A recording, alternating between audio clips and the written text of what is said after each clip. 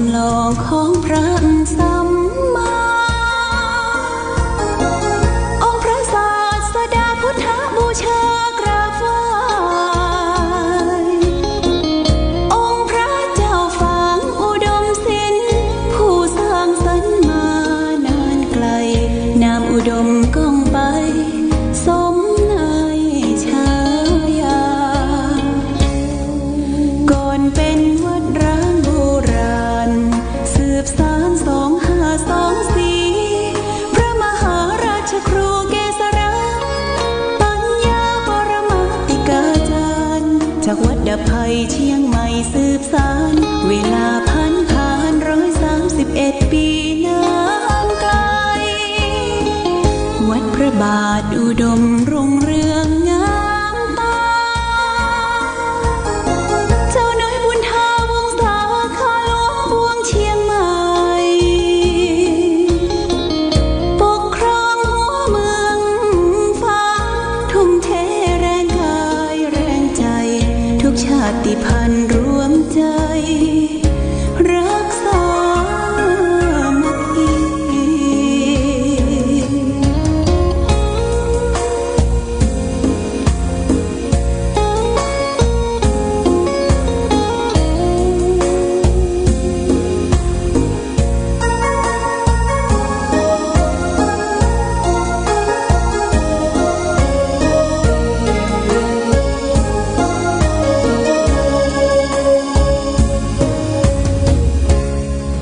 ก่อนเป็นวัดร้างโบราณสืบสาน2524พระมหาราชครูเกษราปัญญาปรมาติกาจารย์จากวัดดะไพเชียงใหม่สืบสานเวลาผ่าน131 ปีนานไกลวัดพระบาทอุดมรุ่งเรืองงามตาเจ้าน้อยบุญทาวงศาข้าหลวงบวงเชียงใหม่ปกครองหัวเมือง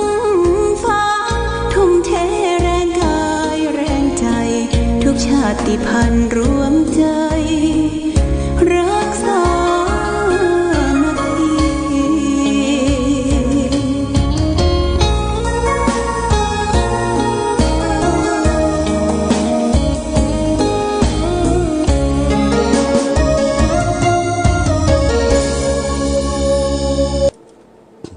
เจริญสุข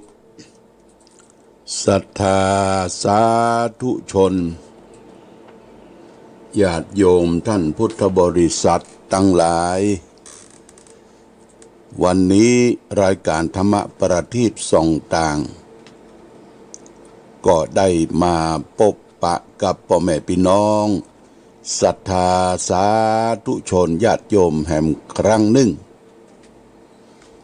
วันนี้เป็นวันเสาร์ที่27เดือนมีนาคมพุทธศักราช2564ซึ่งตรงกับเดือน7เหนือเดือน5ใต้ขึ้น14ค่ำวันนี้เป็นวันโกนนะญาติโยมนะวันโกนวันแต่งวันดาวันพรุ่งนี้ก็จะเป็นวันพระวันศีลเดือน7เหนือขึ้น15ค่ำเป็นวันอาทิตย์และเป็นวันที่ทางเทศบาลทุกเทศบาลในประเทศไทยได้มีการเลือกตั้งนายกเทศมนตรีสมาชิกเทศบาลเพราะฉะนั้นวันพรุ่งนี้ก็พี่น้องอยู่ในเขตเทศบาลก็ไปใช้สิทธิ์ใช้เสียงของตนเองเลือกผู้แทนที่เป็นนายกเทศมนตรีแล้วก็สมาชิกเทศบาลแต่ในเขตของท่านได้ไปทำการทำงานเพื่อดูแลความสุขดูแลความสะดวกคือแก่พ่อแม่พี่น้องประชาชนเลือกเข้าไปแล้วไม่ใช่ว่ามาเป็นนายเฮานะญาติโยมนะไปทำงานแทนหมู่เฮาและท่านทั้งหลายเลือกคัดสรรเข้าไปเนอะคัดสรรเข้าไป ทำการทำงานในเขตเทศบาลของแต่ละเขตทั่วประเทศไทยอันนี้วันพรุ่งนี้ไปใจสิทธิ์ใจเสียงวันนี้ญาติโยมเป็นวันเสียประจำเดือนเด้อเดือน7นี่เสีย2 วันเสียพัดกับเสาร์นะพัดกับเสาร์นี่ก็วันเสียตามปกติพื้นเมืองใกล้จะสิ้นสุดเดือนมีนาคมซึ่งเป็นเดือนเข้าหน้าฮ้อนอย่างเต็มที่ญาติโยมนะคำว่าเข้าหน้าฮ้อนนี้ระวังอย่างเดียวคือระวังฟืนระวังไฟดังไฟหรือเสียบกาน้ำไว้ญาติโยมกาน้ำที่เราต้มน้ำหรือเราหุงข้าวเสียบไว้ปักไว้ตลอดทั้งวันทั้งคืนนี่ญาติโยมต้องพอเน้อใจสติพออย่าไปไหนลงหอลงเฮือนตรวจดู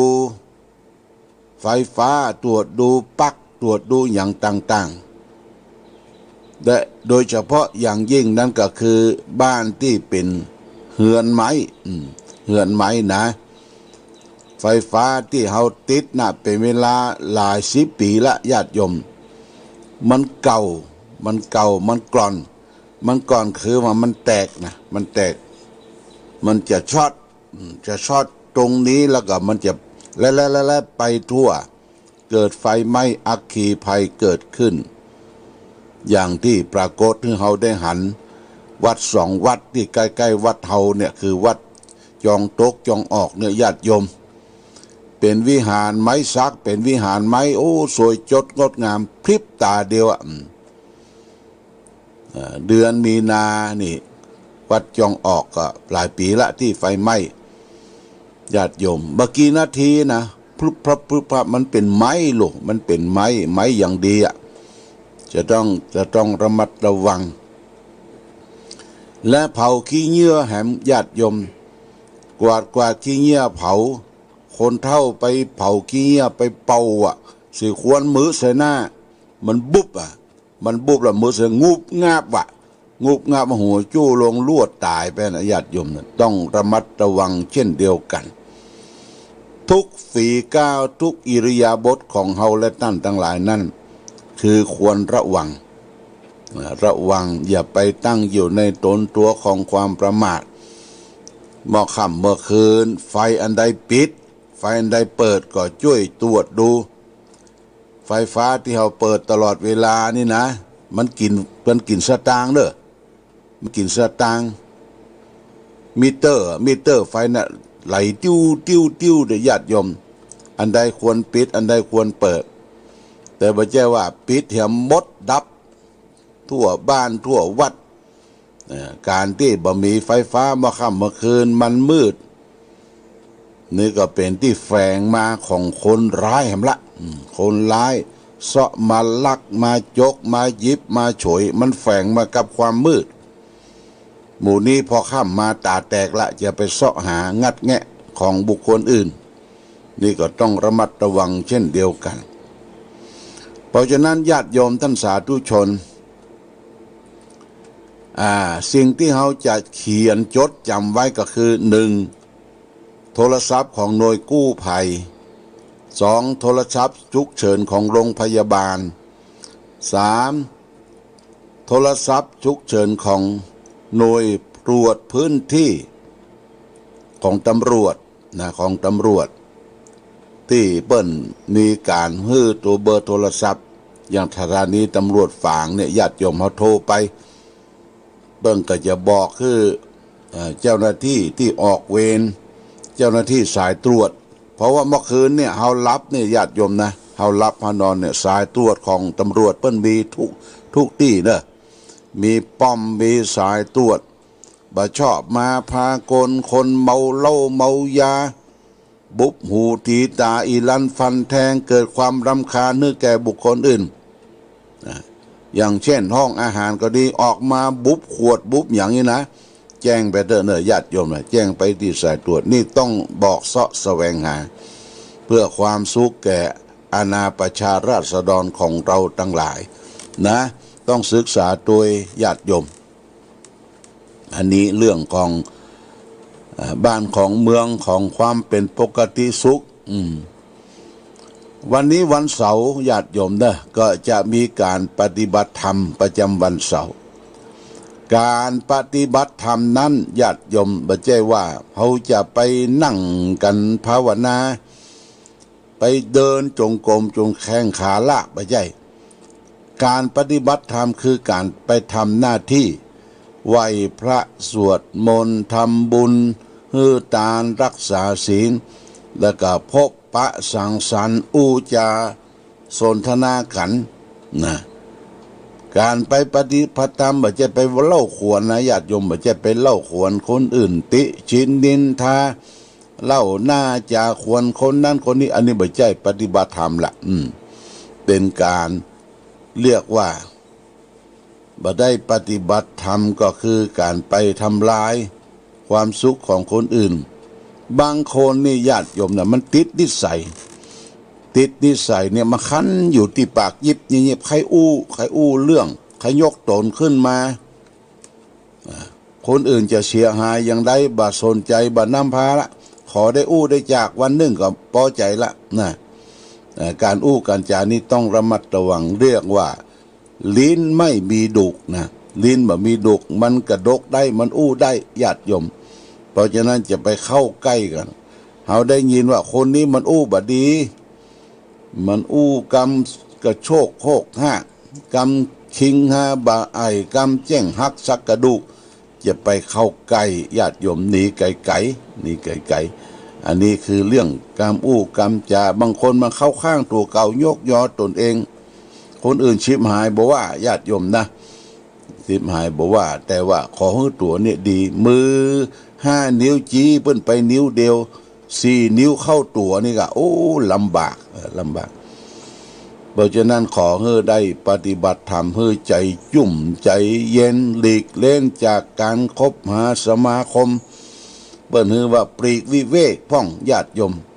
อย่างบ้านอย่างจองเฮาเนี่ยมันโกลาหลวุ่นวายตามกาดตามลีตามรถคิวรถต่างๆจาโพธนากันเปิ้นฮือปลีกวิเวกปิดหูซ้ายหูขวาปิดตาเสียบ้างจะนั่งสบายญาติโยมนะปิดหูซ้ายหูขวาปิดตาเสียบ้างจะนั่งสบายอันยังจะไปเข้าหัวอกเหี่ยหมดนะญาติโยมมันตุกแต่เนี่ยอันยังเข้ามาในหัวอกหัวใจนะเฮาฟังข่าวเสพข่าวก็ตามถึงแม้ว่าข่าวที่เฮาได้รับได้เสพน่ะเพื่อเรียนรู้รู้จักเหตุการณ์ของบ้านเมืองเหตุการณ์ของบ้านเมืองเป็นจะได้อย่างบะเดียวเนี่ยญาติโยมโรคโควิด-19เนี่ยเฮาก็ฟังข่าวว่าทั่วโลกเนี่ยมันตายไปล้านปลายแล้วนะ1,500,000 600,000 800,000ละญาติโยมทั่วโลกนี่นะหลายๆประเทศเนี่ยตายไปล้านปลายคนเป็นล้านตายเนี่ยญาติโยมปดโตเมืองฝางเอานี่คนยังบ่ถึงล้านนะตายลึงหมดเสี่ยงหมดแล้วคนที่ป่วยให้มัน2 ล้านปลายพุทโธ2 ล้านกว่าคนเนี่ยญาติโยมนี่ที่เฮาทราบก็ว่าฟังข่าวจากต่างประเทศนะญาติโยมเปิ้นเอาข่าวมามาจาให้เฝ้าระวังบัดนี้ทางเมืองไทยก็เริ่มฉีดวัคซีนป้องกันโควิด-19ละออนนี้เปิ้นบ่ฉีดเด้ออ่อนวัยรุ่นหนุ่มสาวเนี่ยความแรงต้านทานมีคนอายุ60 ปีขึ้นไปเนี่ยเปิ้นจะฉีดวัคซีนฉีดวัคซีนป้องกันโรคโควิด-19บัดนี้ก็เริ่มผ่อนปลนมาคำว่าผ่อนปลนนั่นร้านอาหารกาสถานบันเทิงก็เริ่มเสาะว่าหากินกันญาติโยมเสาะว่าหากินโดยเฉพาะอย่างยิ่งคนที่ขายหวยญาติโยมนักที่สุดเนี่ยคนขายลอตเตอรี่นี่นะประเด็นนี้นะขายหวยขายลอตเตอรี่เพราะเป็นงานเบาเป็นงานที่บ่ต้องลงทุนลงแรงอย่างนักเพียงแต่มีเงินไปประกันไว้แล้วก็เอาลอตเตอรี่มาขึ้นมาขายแก่ผู้คนทั่วไป โดยเฉพาะอย่างยิ่งจังหวัดเลยเนี่ยจังหวัดเลยอำเภอวังสะพุงเนี่ยไปหมดญาติโยมไปทั่วประเทศเปิ้นไปขายลอตเตอรี่ของรัฐบาลถูกพ่องบ่ถูกพ่องก็ความหวังของคนเฮาก็มีเท่านั้นหวังวันที่1วันที่16ความหวังความฝันแน่แต่บ่แป้เลขบุญยังไม่ละปุนเหลือก็เตียวก้อมปดโตญาติโยมนะจะไปลงทุนลงแรงอย่าไปโมใส่ลำไปนะคือเอาเสาะหาทำว่าหากินตามความซื่อสัตย์สุจริตบิดไปบิดมาแอคทีฟทำตนเองเคลื่อนไหวอยู่ตลอดเวลานั่นคือจะนำพาแห่งความสุขความสุจริตธรรมได้เงินได้ทองมาก็เก็บหอมรอมริบเป็นเงินที่บริสุทธิ์เนี่ยมันเอามาใจเลี้ยงชีวิตของตนเองก็ดีนะญาติโยมเอามากินมาบริโภคก็บ่มีพิษบ่มีภัยมันมีโรคร้ายใส่ตัวนะเงินที่ได้มาอย่างบริสุทธิ์เนี่ยถ้าไปแงบเป็นลักเป็นเม็ดของเปิ้นไปงัดแง่ของเปิ้นมากินเนี่ยเดี๋ยวโลกนั้นโลกนี้มาสปะหรือไปโคตรไปโกงได้จริงโดยจริงมันบ่เมินญาติโยมนะบ่เมินอย่างบางตระกูลเนี่ยเป็นครอบครัวเดียวกันมีนามสกุลเดียวกันฟ้องร้องกันฟ้องร้องกันขึ้นศาลหรือบ่เต้าแต่นั้นมีที่ไร่ที่นาแบ่งกันแล้วบ่ลงตัวคนนั้นได้นักคนนี้เอาปืนยิงกันปดโทโลกเฮามันวุ่นวายแหละญาติโยมนะหาความสุขความสงบได้บ่มีเท่าใดนะอันนี้ฝากไว้โดยเฉพาะอย่างยิ่งอันนี้ช่วยกันสอดส่องเรื่องของยาเสพติดนะญาติโยมยาบ้าเนี่ยยาบ้ายายาที่เขากล้าขายนะทะลักมาจากต่างประเทศชายแดนเข้ามาสู่ประเทศไทยเป็นล้านเม็ดมามอมเมาเยาวชนคนหัวอ่อนเนี่ยหลวงพ่อว่าคนหัวอ่อนโมนี่คนบัดเต็มคนหัวอ่อนเปิ้นปลาปัดปลาไปกินละเปิ้นท้าทายหน่อยเตี้ยเป็นสุภาพสตรีไม่ยิงนะมาจวนไปกินนะไม่ยิงมาติดแล้วก็กลัวไปยิงจะดูถูกอันนี้กินมาได้พ่อใจอก3 ซอกเนี่ยกินแล้วเอาล่ะบางทีก็หลอกลวงผู้หญิงไปเสพแล้วก็ข่มขืนเปิ้นเนี่ยปวดท้องมันมีสภะแล้วเสพเข้าบ่ฮู้จักพ่อจักแม่บ่ฮู้จักตระกูลงนงกบุบพ่อบุบแม่วะตะกี้ข่าวได้ยินว่าเสพยาแล้วบุบ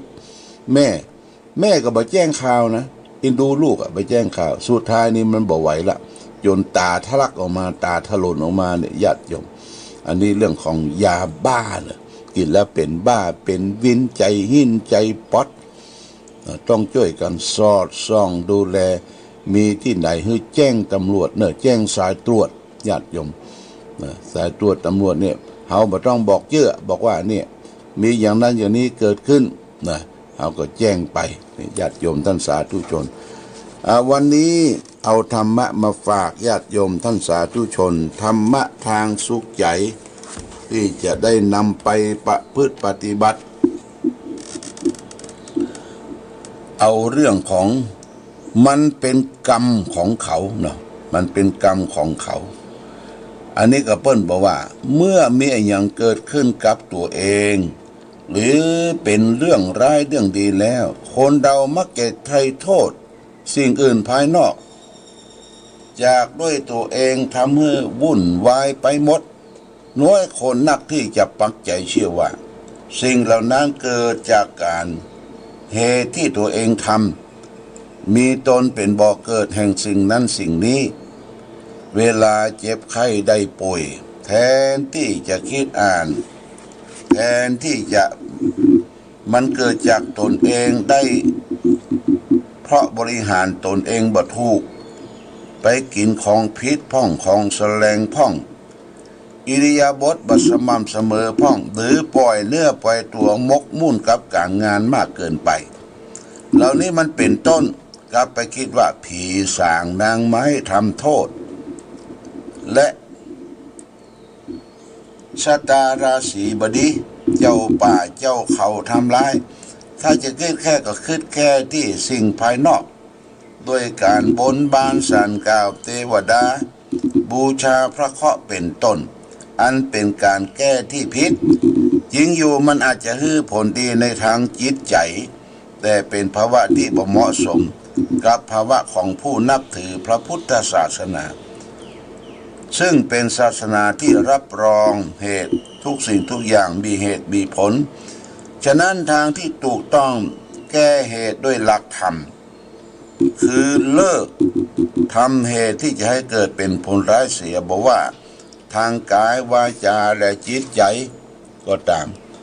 เป็นต้นเหตุดีแล้วผลดี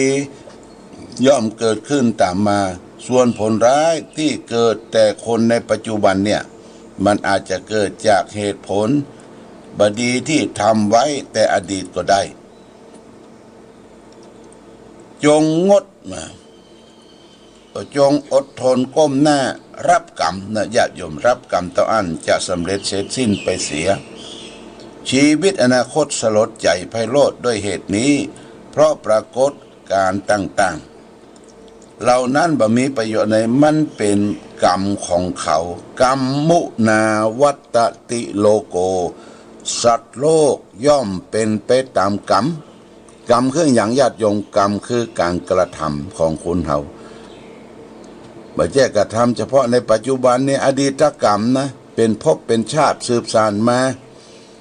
กรรมชาติแล้วหรือญาติโยมที่เฮาเกิดมาบางทีเกิดมาเป็นคนเปิ้นเฮือตั้งเกิดเป็นคนนะคนนี่เป็นบุญญาลาภอันประเสริฐแล้วบ่ได้ปฏิบัติตนเป็นคนดีญาติโยมบ่ได้เป็นมนุษย์ที่ดีไปทำร้ายทำขาดผิดศีลห้าเป็นอาจินอาจำทะเลาะวุ่นวายพ่อแม่สร้างสมเมื่อเกิดมาแทนที่จะตั้งอกตั้งใจทำนี่เป็นกรรมนะกรรมอดีตชาติกรรมที่ชาติแล้วและกรรมปัจจุบันแห่งเราที่เราได้กระทำเนี่ยกรรมดีกรรมชั่วย่อมติดตามตนตัวเราไปเขาจะไปโทษนั่นโทษนี่บ่ได้นะอย่าโทษโทเท้าถ้วยเทวาอย่าโทษสถานภูผาย่านกว้างอย่าโทษหมู่วงศามิตรญาติโทษแต่กรรมเราสร้างส่งให้เป็นเองนี่เป็นโลกนิตนะญาติโยมนะเขาจะไปโทษภูเขาราคาโทษดินฟ้าอากาศองค์เขาบ่มองตัวเก่าเข้าใจตัวเก่าเลิศประเสริฐกว่าสิ่งที่เขาได้กระทำเพราะนักกรรมนี่เขาได้สร้างได้สมมาพระพุทธศาสนาสอนเรื่องกรรมเป็นเรื่องใหญ่ใครทำกรรมดีย่อมได้รับผลดีใครทำกรรมชั่วย่อมได้รับผลชั่วผลกรรมดีกรรมชั่วมันอยู่ที่ตัวเขาทำเนอะ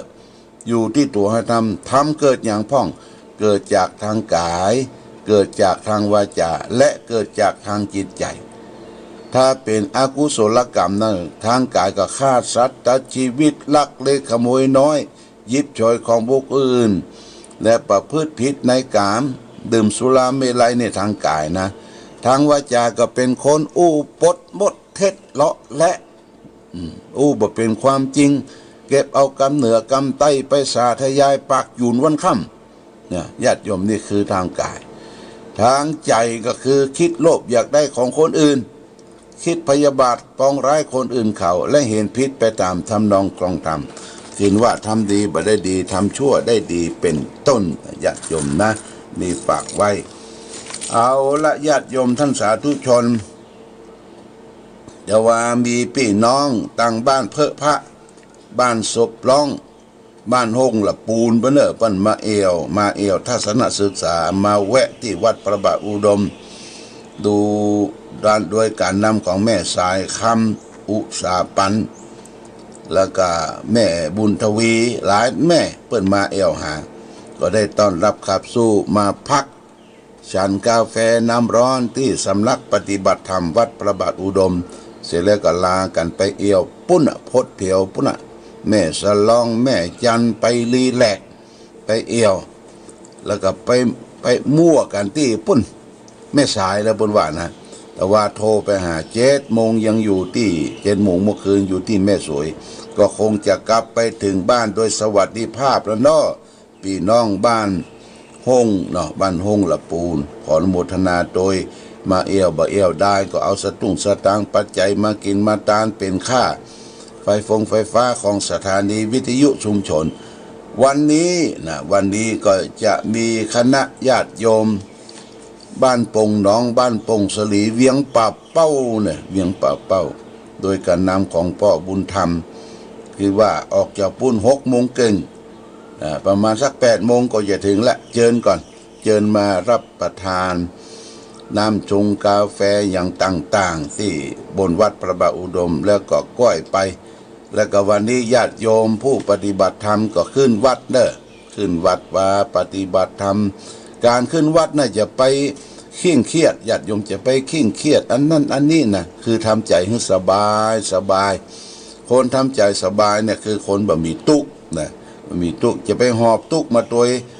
มาวัดเราจะไปหอบทุกข์มาตัวเรื่องนั่นเรื่องนี้เรื่องคนนั้นอย่างมาคนนี้อย่างบ่ไปบ่ต้องไปว่าเปิ้นเนาะภารกิจของคนแต่ละคนบ่เหมือนกันนะแล้วก็ต้องขอบคุณอนุโมทนาวันที่6 เมษายนเนี่ยเปิ้นจะมีการบวชสามเณรภาคฤดูร้อนของวัดพระบาทอุดมของสำนักงานคณะเจ้าคณะอำเภอฝางประเดี๋ยวนี้ก็มีเจ้าภาพแจ้งจงจำนงแจ้งจุดจำนงประสงค์เป็นเจ้าภาพตนละ 1,000 บาทก็มีป้อหมออินทร์แม่จงดีเชื้อกันทาสันสายของน้อย1 ตน 1,000 บาทแม่แสงลาดด้วงจินโนหรือแม่แสงลาดสุดเท้าเนี่ยบ้านสัตว์สายน้อย1 ตน 1,000 บาทแม่บัวพัดกุลันบ้านแม่ศูนย์ต้นซ่า1 ตน 1,000 บาทแม่นิพามนเทียนบ้านแม่มาวขี้เล็ก1 ตน 1,000 บาทแม่จันทรีสุขาบ้าน